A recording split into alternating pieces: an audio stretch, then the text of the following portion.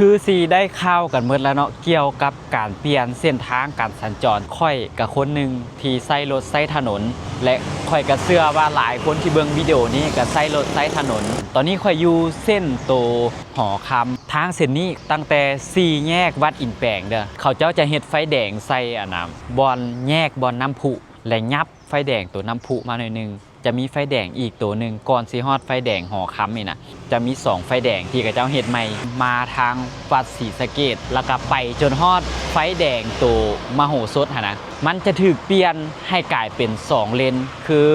แลนสวนกันได้แล้วหลายคนก็สิงงว่าเอ้ามันมี3เลนได้2เลนแม่นจะเป็นรถปกติประชาชนเที่ยวปกติแลนสวนกันและเหลือเลนหนึ่งแม่นไว้ให้รถเมล์แลนจุดประสงค์ของการจัดสรรเปลี่ยนการสัญจรนี่ก็แม่นเพื่อลดพรความแออัด